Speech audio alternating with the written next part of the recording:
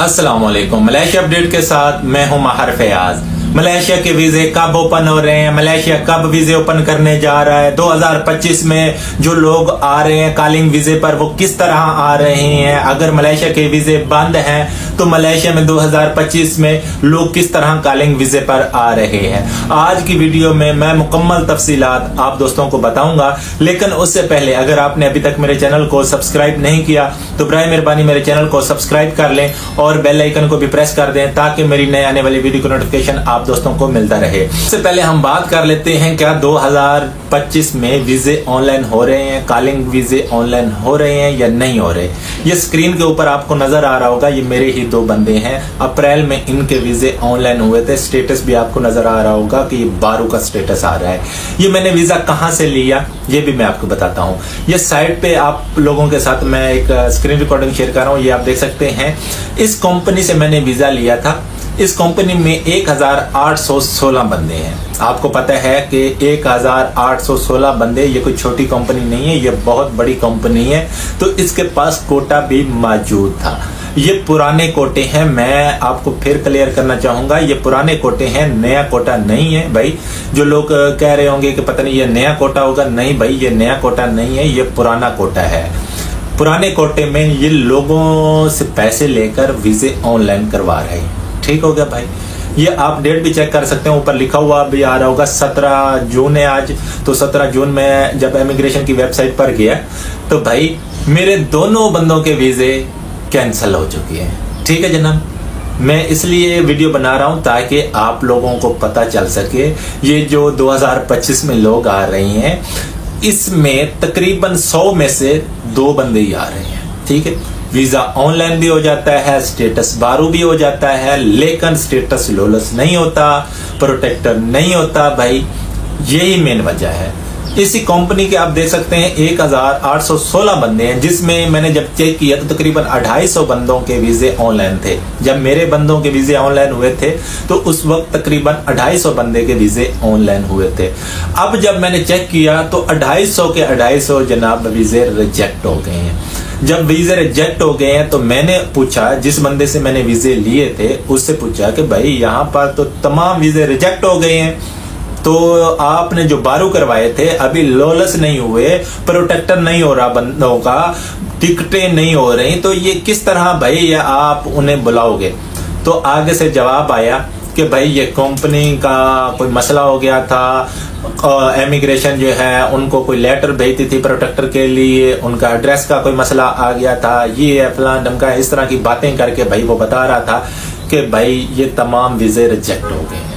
जो लोग 2025 में कहते हैं ना कि 2025 में हम आ रहे हैं, हमें फलां से वीजा मिल रहा है, हमें फलां से वीजा मिल रहा है, तो ये आज मैं आपको सबूत दिखा रहा हूँ, प्रूफ दिखा रहा हूं ताकि आप लोगों के ज़हन में बैठ जाए कि जो बंदा 2025 में आ रहा है वीजे ऑनलाइन भी होते हैं, वीजे का स्टेटस 12 भी होता है, आपसे पैसे भी लिए जाते हैं, लेकिन वीजे का स्टेटस लोलस नहीं हो रहा, प्रोटेक्टर नहीं हो रहा।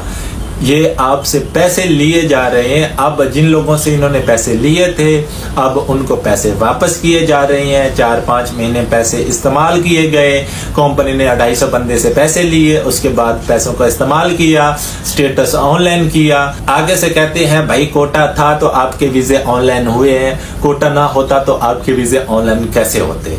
भाई यही मसला है कि जो लोग 2025 में कॉलिंग वीजा ले रहे हैं उनके साथ यही मसला आ रहा है। वीजा ऑनलाइन भी हो जाता है, सब कुछ हो जाता है, लेकिन बाद में वीजा रिजेक्ट हो रहा है। ठीक है भाई, वीजे रिजेक्ट हो रहे हैं क्योंकि ये पुराने कोटे हैं।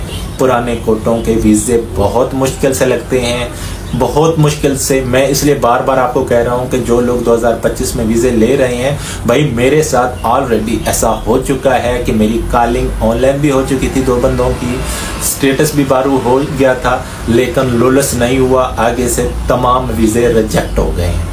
अब बात कर लेते हैं कि मलेशिया के वीजे कब ओपन हो रहे हैं, यानी कि नए कोटे कब अप्रूव होंगे, कब तक लोगों को नए कोटे के वीजे मिलना शुरू होंगे। भाई मलेशिया की इमिग्रेशन की वेबसाइट पर जाकर चेक कर लो, या इनकी गवर्नमेंट की जो ऑफिशियल वेबसाइट है वहां पर जाकर चेक कर सकते हैं आप। ऑफिशियली तौर पर कोई ऐसा नोटिफिकेशन जारी नहीं किया गया जिसमें उन्होंने कहा हो कि भाई हम वीजे ओपन करने जा रहे हैं। ये अभी वीजे ओपन नहीं करेंगे। सुनने में आ रहा है कि अक्टूबर तक हो सकता है ये वीजे ओपन करें, लेकिन मुझे नहीं लग रहा कि अक्टूबर तक भी वीजे ओपन होंगे। अक्टूबर तक अगर ओपन होता है तो वो आर्टिकल 3 ओपन होगा।